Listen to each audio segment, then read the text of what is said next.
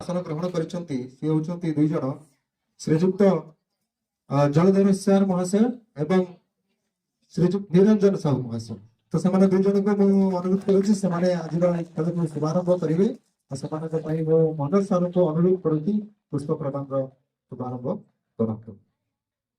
वर्तमान जलधर सार को अनुरोध करुच्ची जोरदार करता है जो पिला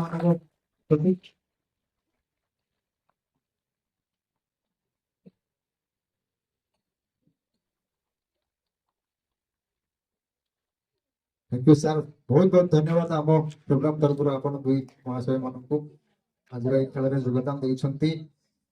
तो वर्तमान मो अनुरोध करी आम एडादी यूपी स्कूल प्रधान शिक्षक को से माने आज खेल विषय रे किछि वक्तव्य प्रदान करेंगे।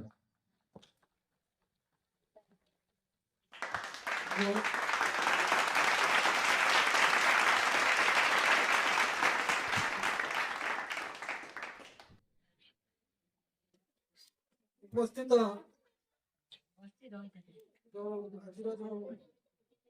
प्रतियोगिता अनुष्ठित होउछि उद्योक्ता मनोज बाबू एवं बाबू निरंजन सार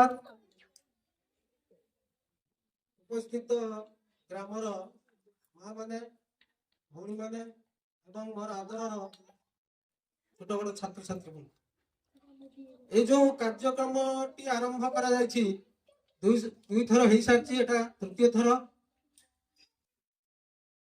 यही कार्यक्रम जे आयोजक तांको मु प्रथमे धन्यवाद अर्पण करुछि कारण यहाँ गोटे सुंदर प्रतियोगिता हब पिला मानकर सृजनशीलतार विकास पाई एही भली कार्यक्रम अनुष्ठित हवा दरकार। तेणु जो मनोज बाबू आमर ये बाबू संजय बाबू जो पदक्षेपटी ग्रहण करछंती ताहा अत्यंत शिक्षणीय पिला मानकर भविष्य को उज्जवल करिबारे सहायता करिबा। जो पिला माने एही प्रतियोगिता रे अंशग्रहण करछो समारे टिके मनोयोग सहकारे पढ़ापढ़ी करिबो एवं एही प्रतियोगिता रे केमिति कृतकार्य हबो सेथि पाई चेष्टा करिबो बोली मोर आत्मविश्वास। तेणु आमे तो स्कूल रे पाठ पढ़ुचंती विभिन्न विषय पढ़ुचंती सही विषयर टॉपिक उपरे एही प्रतियोगिता आरंभ करा जायछि। पिला माने जदि बाहिर को जीवो तुमको विभिन्न प्रतियोगिता रे अंशग्रहण करबा को पड़िबो। प्रथमे निज गाँ निज स्कूल रु एही प्रतियोगिता रे अंशग्रहण करी कृतकार्य हेले तुमर भविष्य उज्जवल हेबो एवं आगर जो सब जीवन सारा तो प्रतियोगिता पड़ी परीक्षा पड़ी सही परीक्षा रे मध्य तुमे कृतकार्य एवं भल फल आशा करी। तेणु मु आज कार्यक्रम जो तुम मो भविष्य मो हाथ में कार्यक्रम सब अंशग्रहण कर प्रथमे तुमको धन्यवाद दौची। सबु पिला अंशग्रहण कर एवं मासरे थरे तो होची चेष्टा करिवो जे भली सफलता अर्जन करिवो। तुम मध्य गोटे प्रतियोगिता हेले तुम निश्चित भाव आगू जाइए। तेणु आज प्रतियोगिता दिवस रे मु समस्त छात्र छात्री मानकु मो तरफ अनुरोध करुची समारे जमिति भल पढ़ापढ़ी करिवे एवं एही प्रतियोगिता रे मनोयोग सहकारे अंशग्रहण करिवे आउ फलप्रद जमिति हेबो। एही भली जो प्रयास जारी रखिछंती ए अनुष्ठान दीर्घजीवी हो एवं पिला मानकर भविष्य को उज्जवल करंतु मु एतिकी आशा करी मोर वक्तव्य शेष कर।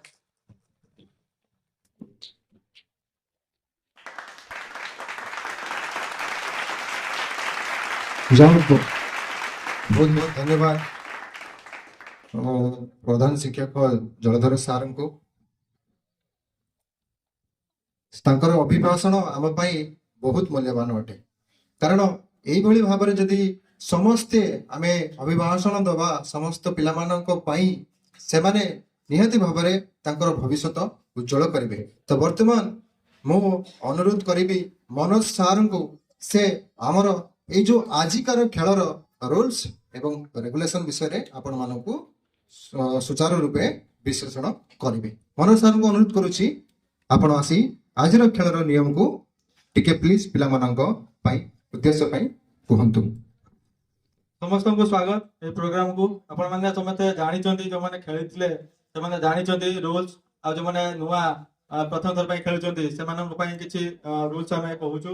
ନିୟମ ଗୁଡ଼ିକ ସେଗୁଡ଼ିକ ତୁମେମାନେ ୟୁଜ୍ କରିପାରିବ ଉପରକୁ ଲେବଲ ଯିବା ପାଇଁ। ପ୍ରଥମ କ୍ୱେଶ୍ଚନ କତରୁ ନେଇକି 15ଟା କ୍ୱେଶ୍ଚନ ଅଛି, ହେଲା କି। ପ୍ରଥମ କ୍ୱେଶ୍ଚନ ଉତ୍ତର ଦେଲେ ସେକେଣ୍ଡକୁ ଯିବ, ସେକେଣ୍ଡ ଥାର୍ଡ, ଏମିତି କଣ୍ଟିନ୍ୟୁ ଚାଲିବ 15 ନମ୍ବର କ୍ୱେଶ୍ଚନ ପର୍ଯ୍ୟନ୍ତ। ତୁମକୁ ମୁଁ ସର୍ଟରେ କହୁଛି, ଠିକ ଅଛି।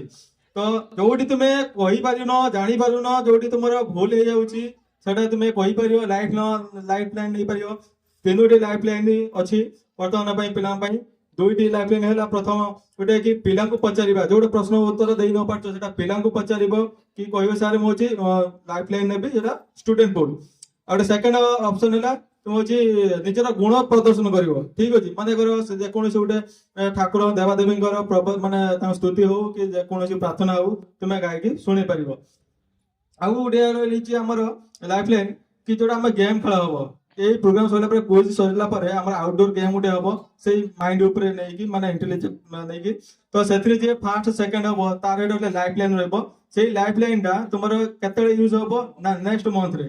ଯେତେବେଳେ ନେକ୍ସଟ ମନ୍ଥରେ ତୁମେ ଖେଳିବ, ଯେତେବେଳେ ତୁମେ କୁଇଜରୁ କୁଇଟ୍ ହେଇଯାଉଛ, ମାନେ ଯେତେବେଳେ ତୁମେ ବାହାରି ଯାଉଛ, ମାନେ ତୁମେ ଯେତେବେଳେ ଫେଲ ହେଇଯାଉଛ ଆଉ ପ୍ରୋସେସ କରିପାରୁନ ଆଗକୁ, ହେଲା କି। ମାନେ ଲାଇଫ ଲାଇନ 2ଟା ତୁମର ୟୁଜ କରିସାରିଛ ଆଉ ପ୍ଲସ୍ ତାପରେ ତୁମେ ଯଦି ନେକ୍ସଟ କ୍ୱେଶ୍ଚନ ଉତ୍ତର ଦେଇପାରୁନ, ତ ସେତେବେଳେ ସେ ହେଲ୍ପ ଲାଇନଟା ତୁମ ପାଇଁ ହେଲ୍ପ କରିବ। ମାନେ କ'ଣ, ତୁମେ ସେ କ୍ୱେଶ୍ଚନକୁ ପାସ୍ କରାଯିବ ଯଦି ତୁମ ପାଖରେ ସେ ହେଲ୍ପ ଲାଇନଟି ଥିବ। ସେଥିପାଇଁ ଆମେ ପାଠ ପଢାରେ ବି ଭଲ କରିବା, ପ୍ଲସ୍ ଖେଳରେ ବି ଆମେ ଭଲ କରିବା। ତ ସେଇ ନିୟମଟି ଆମେ ମାନେ ନୋଟ୍ କରି ରଖିବୁ, କିଏ କୋଉଥିରେ ଫାର୍ଷ୍ଟ ହେଲା ସେକେଣ୍ଡ ହେଲା।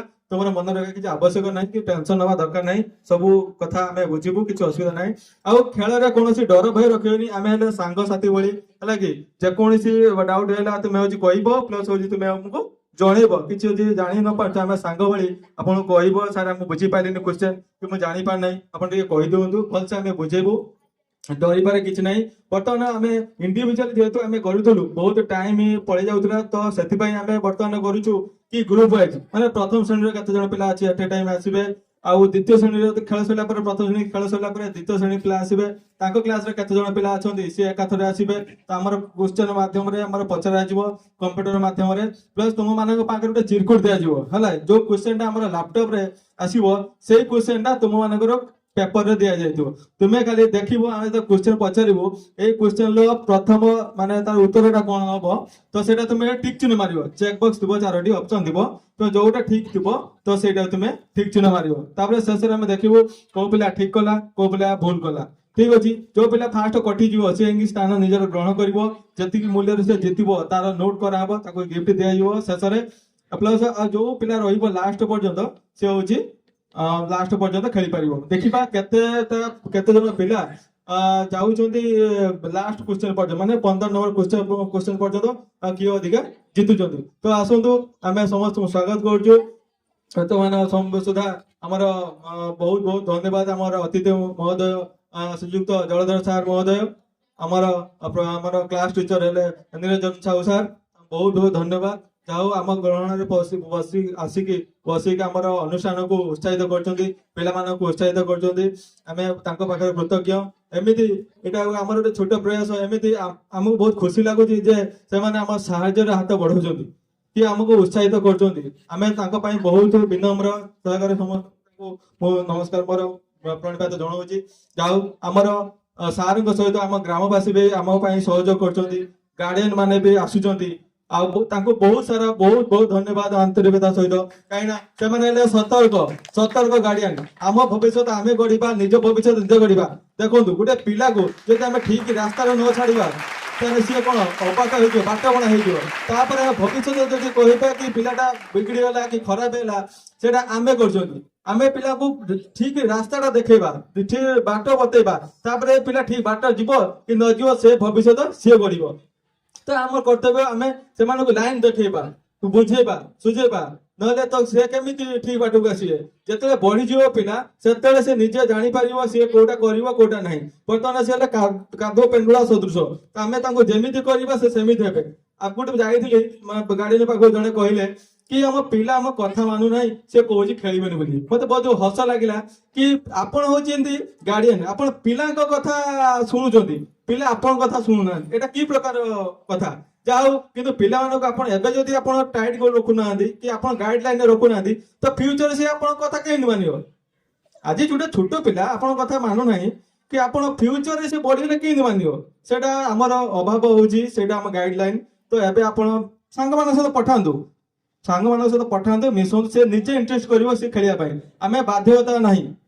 ମୋର ଜଣେ ରିଲେଟିଭ ଗୋଟେ ଛୋଟ ପିଲା, ସେ ହଉଛି ଖେଳୁନଥିଲା, ଫାଷ୍ଟ ଲାଜ କଲା, କଲା ଖେଳିବନି। ତାପରେ ଯେତେବେଳେ ଦେଖିଲା ୟୁଟ୍ୟୁବରେ ଭିଡିଓ ସବୁ ପଡିଛି, ଫେସବୁକରେ ଭିଡିଓ ପଡିଛି, ଆମର ସୋସିଆଲ ମିଡିଆରେ ଆମର ପ୍ରୋଗ୍ରାମ ତରଫରୁ ଗୋଟେ ଆମର ଆଇଡି ଖୋଲା ଯାଇଛି, ମୋ ଭବିଷ୍ୟତ ମୋ ହାତରେ। ତ ସେଇ ପ୍ରୋଗ୍ରାମରେ ଦେଖିକି ଗୋଟେ ପିଲା ବହୁତ ଖୁସି ହେଲା, କହିଲା ସାର୍ ମୁଁ ଖେଳିବି, ମୋ ନାଁରେ ଦିଅନ୍ତୁ, ମତେ ପଚାରନ୍ତୁ। ମତେ ବହୁତ ଖୁସି ଲାଗିଲା, ଯାହା ହଉ ଆମରି ପିଲା।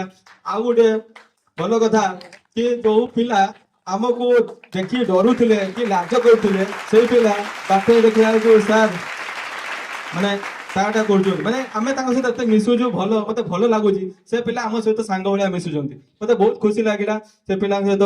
ଆଉ ତ ସେମିତି ଆମେ ମିଳିମିଶିକି ଆମେ ଖେଳିବା, ଆଉ ଆମେ ମଜା କରିବା, ହସରେ ଖେଳରେ ଆମେ ପାଠ ପଢିବା, କୌଣସି ପ୍ରେସର ନାହିଁ। ହେଲା କି ତୁମେ ସିରିୟସ ହଉଛ କୋଉଠି, ନିଜ ଟ୍ୟୁସନରେ ସିରିୟସ ହେଇ ପଢୁଛ, ସ୍କୁଲରେ ସିରିୟସ ହେଇ ପଢୁଛ, ଆଉ ଯାହା ବି ବାପା ମା ମାନେ ସିରିୟସଲି ପଢଉଛନ୍ତି କି ପଢୁଛ, ବର୍ତ୍ତମାନ ଏଠି ଯଦି ସିରିୟସ ହବ ତାହେଲେ ମେଡିକାଲ ଆମେ ପଳେଇଯିବା ନା, କାହିଁକିନା ଆମେ ସିରିୟସ ପେସେଣ୍ଟ ବେଶୀ ମେଡିକାଲ ଦେଖିବାକୁ ମିଳେ। ତ ବର୍ତ୍ତମାନ ଆମର ସିରିୟସ ହବାର ନାହିଁ, ମାନେ ତୁମେ ଯାହା ପଢିଛ ସବୁ ପ୍ରକାର ତୁମର ପ୍ରଶ୍ନ ପଚରା ହବ, ଆଉ ଟିକେ ଫ୍ରିରେ ଉତ୍ତର ଦବ। ହେଲା, ଆମେ ଚାହୁଁଛୁ ତୁମେ କଣ ସ୍ମାର୍ଟନେସ ତୁମ ବଢୁ, ହେଲା କି ତୁମର ଇଣ୍ଟେଲିଜେଣ୍ଟ ବଢୁ, ମାନେ ଓଭରାଲି ସବୁ କ୍ଷେତ୍ରରେ ତୁମେ ଚାଲାକ ହୁଅ। ହେଲା କି ବହିରେ ତ ବହୁତ ସାରା ପ୍ରଶ୍ନ ଅଛି, ମାନେ ସୋସିଆଲ ମିଡିଆରେ ବହୁତ ସାରା ଅଛି, ଆମେ ସବୁ ପଢି ପାରୁଛନ୍ତି, ସବୁ ମନେ ରଖି ପାରୁନାହାନ୍ତି। ତ ଆମେ ଖେଳରେ ଖେଳରେ ଆମେ କେମିତି ଆମ ବ୍ରେନକୁ ଆମେ ଏଇ ଦିଗରେ ହିଁ ଦବା। ତୁମେ ବୁଲିଥିଲେ ଗାଁରେ ଘରେ ବୁଲିଥିଲେ, ବନ୍ଧୁ ସହ ବୁଲିଥିଲେ, ତୁମେ ଇଆଡେ ସିଆଡେ ଯାଇଥାନ୍ତ, ଇଆଡେ ସିଆଡେ ଭିଡିଓ ଦେଖିଥାନ୍ତ, ଖେଳିଥାନ୍ତ, ବଦମାସ କରିଥାନ୍ତ। ଆଜି ଯୋଉ ରବିବାରଟା ତୁମେ ୟୁଟିଲାଇଜ କଲ, ମାନେ ସଦୁପଯୋଗ ତୁମେ କରୁଛ। କାହିଁକି ନା ଦେଖ, ଆମେ ପଢା ପ୍ରତି ଆମେ ଖୁସିରେ ରହିବା, କୌଣସି ବୋରିଂ ହବନି ଏଠି। ଦେଖ ସମସ୍ତେ ଏନ୍ଜୟ କରିବ, ଇଣ୍ଡିଭିଜୁଆଲି ସମସ୍ତଙ୍କୁ ମୁଁ ଏନ୍ଜୟ କରି ଛାଡିବୁ, ମାନେ ହସରେ ଆମେ ଖେଳରେ ଆମେ ପାଠ ପଢିବା। ଆସନ୍ତୁ, ଆମର ସମୟ ଯେହେତୁ ଷ୍ଟାର୍ଟିଂ କରିଥିଲୁ ମାନେ 4ଟା 3ଟା ବେଳେ, ତ ସନ୍ଧ୍ୟା ହେଇଗଲା, ସେଥିପାଇଁ ଲେଟ୍ ହେଲା। ସେଥିପାଇଁ ସକାଳେ ଥରେ ଟ୍ରାଏ କରିଥିଲୁ, ସକାଳେ ବି ପ୍ରୋବ୍ଲେମ ହେଲା ତୁମମାନଙ୍କ ପାଇଁ, ଯେ ଖାଦ୍ୟର ମାନେ ମଧ୍ୟାହ୍ନ ଭୋଜନ କରିବା ପାଇଁ ପ୍ରୋବ୍ଲେମ ହେଲା। ସେଥିପାଇଁ ଆମେ 12:30ରେ ଆମେ ଆରମ୍ଭ କରିଛୁ କି ପିଲାମାନେ ଖାଇ ପିଇକି ସନ୍ତୁଷ୍ଟ ହେଇକି ଆସି ଖେଳିପାରିବେ। ବହୁତ ବହୁତ ଧନ୍ୟବାଦ ସମସ୍ତଙ୍କୁ। ମୋର ଗାର୍ଡିଆନ ଯୋଉମାନେ ଦେଖୁଛନ୍ତି ମାନେ ଆସିଛନ୍ତି, ବହୁତ ବହୁତ ଧନ୍ୟବାଦ ଆପଣଙ୍କ ପାଖରେ।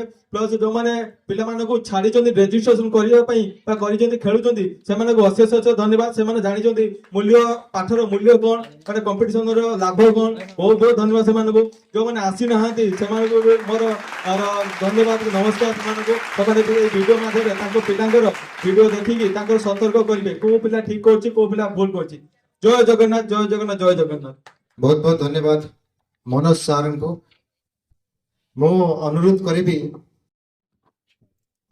ଆମ ଅଗଣରେ ଆସି ପହଞ୍ଚିଛନ୍ତି ଆଉ ଜଣେ ଅତିଥି, ସେ ହଉଛନ୍ତି ସସ୍ମିତା ଦିଦି। ତାଙ୍କୁ ଅନୁରୋଧ କରୁଛି ସେ ଟିକେ ଆଜି ମଞ୍ଚ ଉପରେ କିଛି ପିଲାମାନଙ୍କ ପାଇଁ, ସେମାନଙ୍କର ଭବିଷ୍ୟତ ଉଜ୍ଜଳ କରିବା ପାଇଁ ଆମେ ଯୋଉ ପ୍ରକାରର ପ୍ରୟାସ ଆରମ୍ଭ କରିଛୁ, ତାହା କେତେ ଦୂର କେତେ ସମୟ ପର୍ଯ୍ୟନ୍ତ ଜାରି ରହିବ ସେ ବିଷୟରେ କିଛି ଉଦ୍ବେଷଣ ଦେବା ପାଇଁ। ବହୁତ ବହୁତ ଧନ୍ୟବାଦ। ଗୋଟେ ଜୋରଦାର କରତାଳି ହେଇଯାଉ।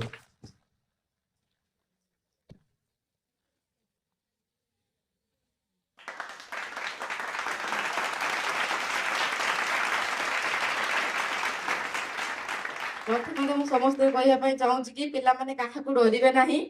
ଆଗରୁ ଥିଲା ପିଲାମାନେ ମାଷ୍ଟର ମାନଙ୍କୁ ଡରୁଥିଲେ, ସାର୍ ଦିଦି ମାନଙ୍କୁ ଡରୁଥିଲେ, ଏବେ ସବୁ ସାର୍ ମ୍ୟାଡାମ ମାନେ ତାଙ୍କର ସାଙ୍ଗ ହେଇଗଲେଣି। ଏଇଟା ଗୋଟେ ଭଲ ପ୍ରୟାସ, ମୋ ଭବିଷ୍ୟତ ମୋ ହାତରେ, ଆମେ ଭବିଷ୍ୟତ ଆମେ ନିଜେ କେମିତି ଗଢିବା। ସଣ୍ଡେରେ ତ ସମସ୍ତେ ଛୁଟିରେ, କିଏ କୁଆଡେ ବୁଲିବାକୁ ଯାଉଛନ୍ତି, କଣ କରୁଛନ୍ତି ସେଟା ଠିକ ନାହିଁ। ଆମେ କିଛି ଶିକ୍ଷା ଅର୍ଜନ କରିବା, ମୋ ଭବିଷ୍ୟତକୁ ମୋ ହାତରେ ମୁଁ ନିଜେ ଗଢିମି। ଆଗରୁ ଥିଲା ବାପା ମା ମାନେ ପିଲାମାନଙ୍କୁ ପାଠ ପଢିବାକୁ ଛାଡୁ ନଥିଲେ, ବାହାରକୁ ଯିବାକୁ ଦଉନଥିଲେ। ଏବେ ସମସ୍ତେ ସତର୍କ ହେଇଗଲେ, ମୋ ପିଲା କେମିତି ମୋ ଭଲ ମଣିଷଟେ ହେଇକି ଉଠିବ, କିଛି ଶିଖୁ କି ନ ଶିଖୁ ଗୋଟେ ଭଲ ମଣିଷ କେମିତି ମୋ ପିଲା ହବ। ପାଠ ପଢିକି ଉଚ୍ଚ ଶିକ୍ଷିତ ହବ। ସେଇଥିପାଇଁ ସାର୍ ବି ମତେ କହିଥିଲେ, ମୁଁ ମଧ୍ୟ ମୋ ଟିଉସନ ପିଲାମାନଙ୍କୁ ଓ ଅନ୍ୟାନ୍ୟ ପିଲାମାନଙ୍କୁ ଆଣିକି ଏଠି ଗୋଟେ ସୁନ୍ଦର ପରିବେଶ ଗଢିଛି। ମୁଁ ଏତିକି କହି ବକ୍ତବ୍ୟ ଶେଷ କରିଛି। ବହୁତ ବହୁତ ଧନ୍ୟବାଦ। ଯାହା ହଉ ସେ କିଛି ଅଭିଭାଷଣ ଆମ ପ୍ରୋଗ୍ରାମକୁ ନେଇ କହିଛନ୍ତି, ସେଥିପାଇଁ ଆମେ ଆମ ତରଫରୁ ସେମାନଙ୍କୁ ବହୁତ ବହୁତ ଧନ୍ୟବାଦ ଜ୍ଞାପନ କରୁଛୁ।